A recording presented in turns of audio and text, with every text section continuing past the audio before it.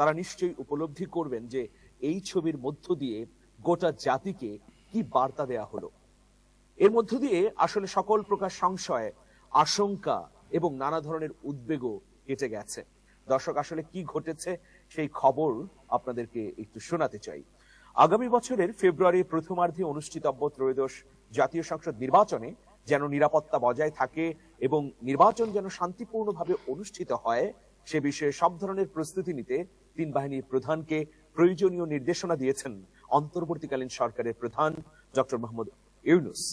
শনিবার সন্ধ্যা 7টায় সেনাবাহিনী প্রধান জেনারেল ওয়াকারুজ্জামান, নৌবাহিনী প্রধান অ্যাডমিরাল মোহাম্মদ নাজমুল হাসান, বিমান বাহিনী প্রধান air chief marshal Hasan Mahmud Khan রাষ্ট্রীয় অতিথি ভবন যমুনায় প্রধান উপদেষ্টার সঙ্গে সাক্ষাৎ করেন।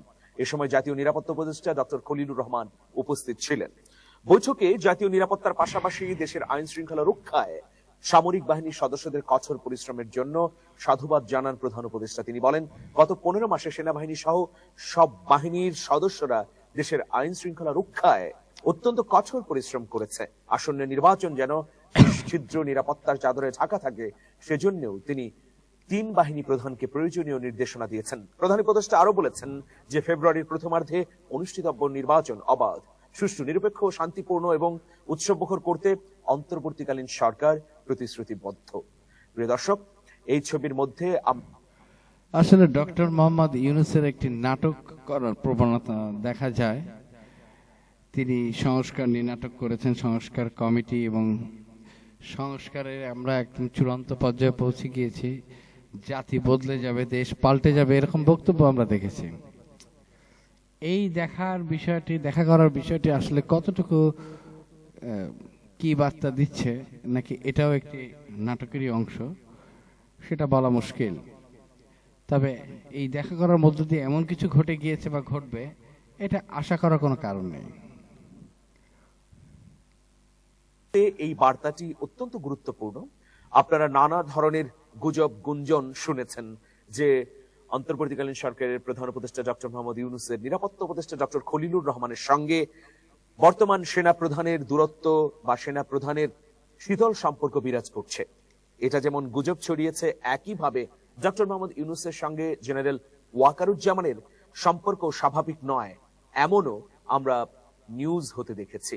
তার মানে সেনাবাহিনীর সঙ্গে এই অন্তর্বর্তীকালীন সরকারের মিলছে না, এরকম বার্তাই কিন্তু নানাভাবে ছড়িয়ে দেওয়ার চেষ্টা হয়েছে দেশের ভেতর থেকে, দেশের বাইরে থেকে। যদিও অনেকে বলছেন যে এর পেছনে কারণ রয়েছে। সর্বশেষ কারণটি যদি আমরা সামনে আনি, আমরা যখন দেখলাম যে গুম খুনের বিচারে সেনাবাহিনীর বর্তমানে কর্মরত 16 জন সদস্য অন্তর্ভুক্ত হলো, তাদের বিরুদ্ধে গ্রেফতারি পরোয়ানা জারি করা হলো, তখন কিন্তু সেনাবাহিনীর ভেতরে বাইরে সব জায়গায় একটা নড়ে চড়ে বসার মতো অবস্থা আমরা দেখলাম। সেনাবাহিনীর কিছু সংখ্যক সদস্য বা সাবেক সদস্য তারা এটা বলতে চাইলেন যে সেনাবাহিনীর বর্তমান সদস্যদের বিচারের আওতায় আনা যাবে না আন্তর্জাতিক অপরাধ ট্রাইব্যুনাল আইনে।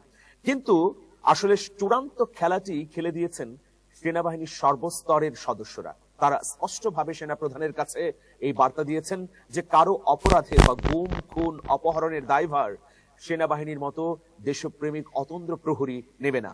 এই ধরনের শক্ত অবস্থান যখন সর্বস্তরের সেনা কর্মকর্তারা ঘোষণা করেছে, তখনই কিন্তু সেনা প্রধান নিজের অবস্থানকে স্পষ্ট করেছেন সরকারের কাছে এবং প্রেস ব্রিফিং এর মধ্য দিয়ে তিনি এই বার্তা দিয়েছেন জাতিকে যে সেনাবাহিনী অবশ্যই এই বিচারের সঙ্গে রয়েছে।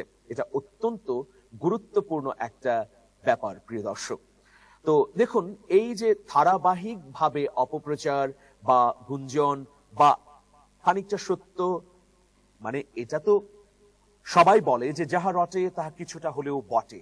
নানা ধরনের অস্থিরতা উত্তেজনা তো ছিল, এটা তো অস্বীকার করার কোনো কিছু নেই। কিন্তু সবশেষ আগামী নির্বাচনকে সামনে রেখে তিন বাহিনী প্রধান সাথে নিরাপত্তা উপদেষ্টা এই যে বৈঠক করলেন প্রধান উপদেষ্টার সঙ্গে, এর মধ্য দিয়ে এখন এই পুরো বাংলাদেশ নির্বাচনমুখী হয়ে গেল, আর কোনো সংশয় থাকলো না। তবুও অনেকে বলতে পারেন যে ষড়যন্ত্র তো আর বলে কয়ে হবে না, পেছনের দরজাতে অনেক কিছু হতে পারে।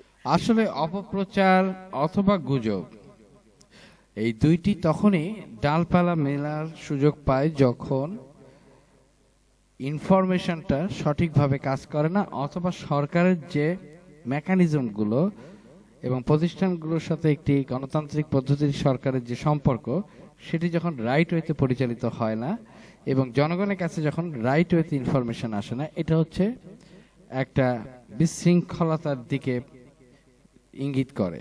আরেকটি হচ্ছে সরকার নিজেই যখন গুজব এবং অপপ্রচারের পার্ট অ্যান্ড পার্সেল হয়ে যায়, অবিচ্ছেদ্য অংশ হয়, তখনও এটি ঘটে। কাজেই গুজব বা একটি বিষয়ে নানা ধরনের চাঞ্চল্যকর বক্তব্য আসার সুযোগটা মূলত সরকার বা যারা ক্ষমতা কেন্দ্রে থাকে তাদের মাধ্যমেই প্রত্যক্ষ বা পরোক্ষভাবে ঘটে। যুগান্তরও একই বিষয় নিউজ করেছে। যুগান্তর নিউজটি করতে যে বলেছে, হঠাৎ ডক্টর মোহাম্মদ ইউনূসের বাসায় ৩ বাহিনীর প্রধান, অর্থাৎ ইউনূসের যে রাষ্ট্রীয় ভবন যেখানে তিনি বসবাস করছেন, সেখানে যেই তারা দেখা করেছেন। হঠাৎ ডক্টর ইউনূসের বাসভবন যমুনায় ৩ বাহিনীর প্রধান, নির্বাচন আয়োজন ইস্যুতে গুরুত্বপূর্ণ আলোচনা, ভোটের নিরাপত্তা নিশ্চিতে প্রয়োজনীয় পদক্ষেপ নেওয়ার নির্দেশনা প্রধান উপদেষ্টার। দীর্ঘ দর কষাকষির পর অবশেষে দলীয় প্রতীক শাপলা কলি বেছে নিলেন নাহিদ আক্তাররা। ভোটের মাঠে বিএনপির সঙ্গে এনসিপির তুমুল প্রতিদ্বন্দ্বিতার বার্তা দিলেন নাসির উদ্দিন পাটোয়ারি। সর্বোচ্চ সংখ্যক ভোট পেয়ে আবারও জামায়াতের আমির নির্বাচিত হলেন ডাক্তার শফিকুর রহমান। থাকবেন ২০২৮ সাল পর্যন্ত, উচ্ছ্বসিত নেতাকর্মীরা। দীর্ঘ যাচাই বাছাই শেষে চূড়ান্ত বিএনপির প্রার্থী তালিকা, যে কোনো সময় ২০০ আসনে মনোনয়ন ঘোষণা। বাংলাদেশ সফরে আসছেন বিশিষ্ট ইসলামী স্কলার ডাক্তার জাকির নায়ক। পলাতক আসামি উল্লেখ করে ভারতের বিস্ফোরক মন্তব্য, পাল্টা জবাব দিল ঢাকা। হঠাৎ একসাথে রাষ্ট্রীয় অতিথি ভবন যমুনায় সেনা, নৌ ও বিমান বাহিনীর প্রধানরা। সেখানেই কথা বলেন প্রধান উপদেষ্টা অধ্যাপক ডক্টর মোহাম্মদ ইউনূসের সাথে। বৈঠকে উঠে আসে নির্বাচনের প্রস্তুতি ও সেনা মোতায়েন সহ বিভিন্ন বিষয়। আগামী ফেব্রুয়ারির প্রথমার্ধে অনুষ্ঠিতব্য ত্রয়োদশ জাতীয় সংসদ নির্বাচনে যেন নিশ্ছিদ্র নিরাপত্তা বজায় থাকে এবং নির্বাচন যেন শান্তিপূর্ণভাবে অনুষ্ঠিত হয়, সে বিষয়ে সব ধরনের প্রস্তুতি নিতে ৩ বাহিনীর প্রধানকে প্রয়োজনীয় নির্দেশনা দেন প্রধান উপদেষ্টা।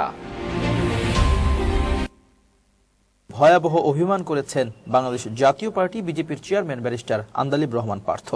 ভোলায় বিজেপির নেতাকর্মীদের উপর বিএনপি নেতাকর্মীদের বিরুদ্ধে হামলা ও দলীয় কার্যালয় ভাঙচুরের ঘটনায় তীব্র প্রতিবাদ জানিয়েছেন আন্দালিব রহমান পার্থ। ক্ষোভ প্রকাশ করে বলেছেন, এভাবে চলতে থাকলে জাতীয়তাবাদী শক্তির সম্মান দেশব্যাপী সাংঘাতিকভাবে ক্ষুণ্ণ হবে। শনিবার রাতে নিজের ভেরিফাইড ফেসবুক পেজে দেওয়া এক পোস্টে তিনি একথা বলেন। পোস্টে তিনি লেখেন, এভাবে চলতে থাকলে জাতীয়তাবাদী শক্তির সম্মান দেশব্যাপী সাংঘাতিকভাবে ক্ষুণ্ণ হবে এবং সমগ্র দেশব্যাপী ভোটে এর প্রভাব পড়বে। অনেক দুঃখজনক ব্যাপার এটা। ঐক্যের কোনো বিকল্প নাই। সংঘর্ষে নিজ দলের আহত নেতাকর্মীদের ছবি যুক্ত করে ব্যারিস্টার আন্দালিব রহমান পার্থ আরও লেখেন, ভোলা সদরে বিজেপির বিশাল এক নির্বাচনী মিছিল হয়। হাজার হাজার মানুষ এই মিছিলে অংশগ্রহণ করেন। জোহরের নামাজের পূর্বে যখন শান্তিপূর্ণ এই মিছিল শেষ হয়, তখন অল্প সংখ্যক নেতাকর্মী বিজেপির কার্যালয়ে ছিল। ঠিক তখনই ঈর্ষান্বিত হয়ে ৪০০ থেকে ৫০০ জনের বিএনপির একটি গ্রুপ কোনো কারণ ছাড়াই আমাদের নিরীহ নেতাকর্মীদের মারধর করে এবং পার্টি অফিস ভাঙচুর করে। এটা দুঃখজনক, হতাশজনক এবং আমি এর তীব্র নিন্দা ও প্রতিবাদ জানাই। এর আগে শনিবার দুপুরে ভোলা জেলা শহরের নতুন বাজারে অবস্থিত ভোলা জেলা বিজেপির দলীয় কার্যালয়ের সামনে বিএনপি ও বিজেপি নেতাকর্মীদের মধ্যে এ সংঘর্ষের ঘটনা ঘটে। সংঘর্ষে ইট পাটকেল ও লাঠি সোটার আঘাতে সাংবাদিক, পুলিশ সহ উভয় দলের প্রায় অর্ধশত নেতাকর্মী আহত হন। প্রযুক্তি হস্তান্তর চুক্তির আওতায় চীনের সঙ্গে যৌথভাবে বাংলাদেশের ড্রোন উৎপাদন কারখানা স্থাপন করছে বাংলাদেশ বিমান বাহিনী। চলতি বছরের ডিসেম্বরের মধ্যেই প্ল্যান্ট স্থাপনের কাজ শেষ হওয়ার কথা রয়েছে। কর্মকর্তারা বলেছেন, এটি দেশের প্রতিরক্ষা শিল্পে এক বড় মাইলফলক হিসেবে চিহ্নিত হবে। সেপ্টেম্বরে বাংলাদেশ বিনিয়োগ উন্নয়ন কর্তৃপক্ষের নির্বাহী চেয়ারম্যান চৌধুরী আশিক মাহমুদ বিন হারুনের সভাপতিত্বে অনুষ্ঠিত এক সমন্বয় সভায় বিষয়টি আলোচনায় আসে। সভার কার্যবিবরণীতে উল্লেখ রয়েছে, চীন বাংলাদেশে একটি বিমান ওভারহলিং কেন্দ্র স্থাপনের প্রস্তাবও দিয়েছে। যেটা জানা যাচ্ছে যে সরকার একটি সামরিক অর্থনৈতিক জোন তৈরি করতে চান, মূলত অর্থনৈতিক ভাবে লাভবান হওয়ার জন্য, যেখানে হয়তো বাইরে থেকে বিনিয়োগ আসবে এবং এই বিনিয়োগের মাধ্যমে বাংলাদেশের সামরিক বিভিন্ন সরঞ্জামাদি তৈরি করার একটি বা একাধিক কারখানা তৈরি করা হবে, এরকম একটি বক্তব্য শোনা যাচ্ছে আসলে। পিপি ও এফডিআই সহজ করতে বেশ কিছু গুরুত্বপূর্ণ পদক্ষেপ নিয়েছেন। প্রেক্ষাপট বাংলাদেশ ভারত আর যুক্তরাষ্ট্রের সাথে একটি 10 বছর মেয়াদী চুক্তি হয়েছে এবং এই চুক্তির মূল বিষয়টি হচ্ছে যে আগামী 10 বছর ব্যাপী ভারত যুক্তরাষ্ট্রের যত অবজারভেশনাল স্যাটেলাইট আছে বা যে স্যাটেলাইটগুলো বিভিন্ন ধরনের কমিউনিকেশন এবং নজরদারির কাজ করে সেগুলোকে তারা ব্যবহার করতে পারবে। একইভাবে আমেরিকাও এই সুযোগটা পাচ্ছে। পাকিস্তানের সঙ্গে যুদ্ধে জড়িয়ে যাওয়া বা অন্যান্য সামগ্রিক প্রেক্ষাপটে ভারতের উপর যে চাপ প্রয়োগ করেছে যুক্তরাষ্ট্র, সেখানে যুক্তরাষ্ট্র এই সফলতা পেয়েছে। আগামী 10 বছরের জন্য ভারত এবং যুক্তরাষ্ট্রের নিরাপত্তা চুক্তি হয়েছে, যেটা এই দক্ষিণ এশিয়ার সার্বিক যে নিরাপত্তার পরিস্থিতি এবং প্রভাব বলয় সেটাকে রাতারাতি পাল্টে দেবে। সেটা অতিরিক্ত 6 মাসের জন্য ভারতকে ব্যবহারের সুযোগ দিয়েছে যুক্তরাষ্ট্র। যে নিষেধাজ্ঞা ছিল সেটা উঠিয়ে দিয়েছে। যে ভারতকে মূলত ইরানের বিরুদ্ধে ব্যবহার করতে যাচ্ছে যুক্তরাষ্ট্র এবং ইসরায়েল, সেখানে ভারত কিন্তু এগ্রি করেছে, যার জন্যই এই অনুমতি দেওয়া হয়েছে। আর এর একদিন পরই এই 10 বছরের নিরাপত্তা চুক্তি হলো। 10 বছরের নিরাপত্তা চুক্তি, যার অধীনে যুক্তরাষ্ট্রের সামরিক বাহিনী ভারতের যে লজিস্টিক সাপোর্ট, তথ্য আদান প্রদানের ক্ষেত্র সকল কিছু ব্যবহার করতে পারবে। তবে কি বাংলাদেশের সঙ্গে যুদ্ধ শুরু করতে চলেছে ভারত? কেন ভয়ানক অ্যাকশনে নামলো ভারতীয় সেনা? তবে কি ভারতের প্ল্যান আরো ভয়ানক? একদিকে যখন এই নর্থ ইস্টকে কেন্দ্র করে বাংলাদেশের ষড়যন্ত্র দীর্ঘদিন ধরে চলছে পাকিস্তানকে নিয়ে, ঠিক তখনই একদিকে যখন অপারেশন ত্রিশূল, অন্যদিকে এই ভয়াবহ সেনা মহড়া। কেন? তবে কি বাংলাদেশকে একেবারে ধ্বংস করে দিতে চাইছে ভারতীয় সেনা? এক্স্যাক্টলি এই ঘটনা নিয়ে আজকের এই আলোচনা। আপনারা দেখছেন ইনসাইট, আর আমি আপনাদের সঙ্গে রয়েছি মণি ভট্টাচার্য। একদিকে বাংলাদেশে যখন একটা আইএসআই এর যে অনুমোদন তারা পেয়েছে, একদিক থেকে যখন বাংলাদেশে আইএসআই এর অনুমোদন পেয়েছে, অর্থাৎ আইএসআই বাংলাদেশে ঘাঁটি কাটতে চলেছে, ঠিক অন্যদিকে আমরা বারবার করে এই আলোচনা করেছি যে বিভিন্ন ক্ষেত্রে ভারতের নর্থ ইস্ট বা উত্তর পূর্বকে ঘাঁটি কাটতে চলেছে। ঠিক অন্যদিকে আমরা বারবার অনুমোদন তারা পেয়েছে, একদিক থেকে যখন বাংলাদেশে আইএসআই এর অনুমোদন পেয়েছে, অর্থাৎ আইএসআই বাংলাদেশে ঘাঁটি কাটতে চলেছে, ঠিক অন্যদিকে আমরা বারবার করে একেবারে যৌথভাবে ষড়যন্ত্রে নেমেছে। এই জন্যই কি এইবার ভারতীয় সেনা ভয়াবহ অ্যাকশনে নামলো? কি সেই অ্যাকশন, কি সেই মহড়া আমি বলবো, এবং তার সঙ্গে এটাও বলবো যে একদিক থেকে যখন ভারতের এক সীমান্তে বা পশ্চিম সীমান্তে সার্ক্রিক সীমান্ত, রাজস্থান গুজরাটের একটা ভয়ানক অংশ জুড়ে একটা নোটাম জারি করা হয়েছে, এবং সেই নোটাম বা একদিকে যখন মহড়া চলবে দীর্ঘ 10-11 দিন ধরে, 30শে নভেম্বর সেই মহড়া শুরু হয়েছে, দীর্ঘ 10-11 দিন ধরে যে মহড়া চলবে, প্রায় 20,000 সেনা, একদিক থেকে বায়ুসেনা থাকবে, ভারতীয় ইন্ডিয়ান আর্মিরা থাকবে, ইন্ডিয়ান নেভি যুক্ত রয়েছে, এই 3 ভাগের একেবারে ত্রিশূল বেষ্টিত এই যে বা ত্রিশূল বাহিনীদের যে মহড়া, সেই মহড়া কিন্তু একদিকে সার্ক্রিক সীমান্তে চলছে, এবং সেই একই সঙ্গে অপারেশন ত্রিশূল সেই মহড়াও কিন্তু এই সার্ক্রিক সীমান্তে তারা চালাচ্ছে। কেন, কি বৃত্তান্ত সেটা বলবো। তার পাশাপাশি এইবার এই নর্থ ইস্টে যে মহড়া, সেক্ষেত্রে 6টি ভাগে কিন্তু এই 6টি দিন কিন্তু মূলত এই যে মহড়া শুরু হবে, এবং 3টি ভাগে 2টি করে দিন। ক্যালকাটা নিউজ বলে একটা ইউটিউব চ্যানেল ভারতের নর্থ ইস্টে একটি সেনা মহড়া হচ্ছে, তারা হয়তো একটা কোনো প্র্যাকটিসের মধ্যে দিয়ে যাচ্ছে, সেটাকে কেন্দ্র করে বলছে যে বাংলাদেশে তারা আক্রমণ করার এটা একটা পূর্ব প্রস্তুতি হিসেবে দেখানো হচ্ছে। 3টি অংশে কিন্তু এই মহড়া চলবে, এবং বাংলাদেশ, চীন, মায়ানমার, ভুটান সীমান্তে জুড়ে এই নর্থ ইস্টে কেন মহড়া চলছে, কি ভারতের সেনার এক্স্যাক্টলি প্ল্যান, তা নিয়ে আমি বলবো।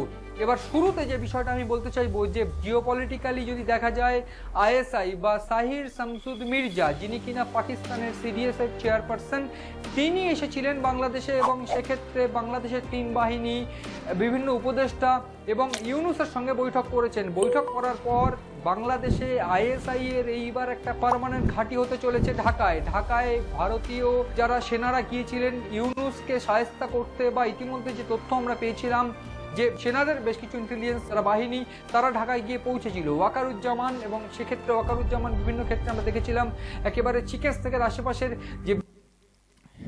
এখানে একটা কথা বলা দরকার যে আইএসআই যদি বাংলাদেশে ঘাঁটি করেও ফেলে, তাহলে এটা অন্তত বাংলাদেশের মানুষ আশা করতে পারে যে তারা বাংলাদেশের কোনো মানুষকে, সেটা তাদের বিরোধী দল হোক বা তাদের বিরোধী শক্তি হোক, তাদেরকে তারা রয়ের মতো ক্যান্টনমেন্টের মধ্যে বসে সেনাবাহিনীর সাথে মিলে তাদেরকে গুম খুনের মতো ঘটনায় জড়িত হবে না।